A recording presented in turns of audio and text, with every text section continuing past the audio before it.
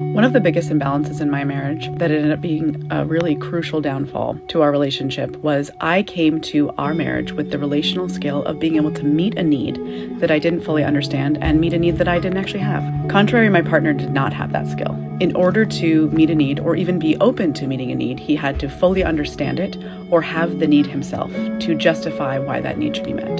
As a result, when I was speaking up throughout our marriage, bringing things to him, needs for our family or needs for myself as an individual, he would negate them or dismiss them if I couldn't subsequently make a full legal case as to why that need would be important, or even why I think it should be important to him. But it was a two-part labor. I had to find the exact right words to communicate the need, and then I had to find the exact right case.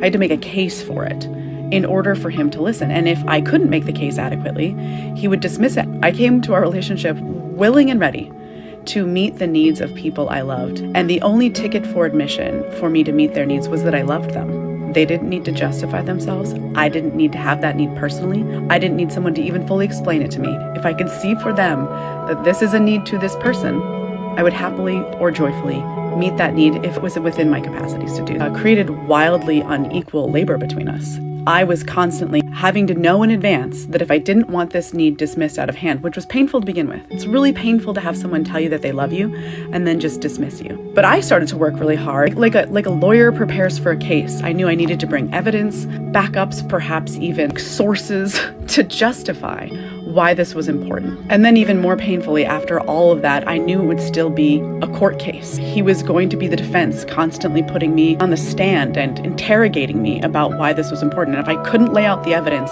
he would still dismiss it. There was like nothing more demoralizing and painful to sit there and try to have to beg to have your own humanity seen in a place where there's a person claiming to love you more than they love anything else, which he would do. And then within a day, we'd have one of these discussions where I'm laying out my court case and having him say deny. So many men will come into our comment sections and be like, well, women just need to say what they need. They need to speak up for themselves. And what would often happen in our marriage was I would speak up for myself to the degree to which I was capable of it. And if I had the energy, I would try to make the court case for it.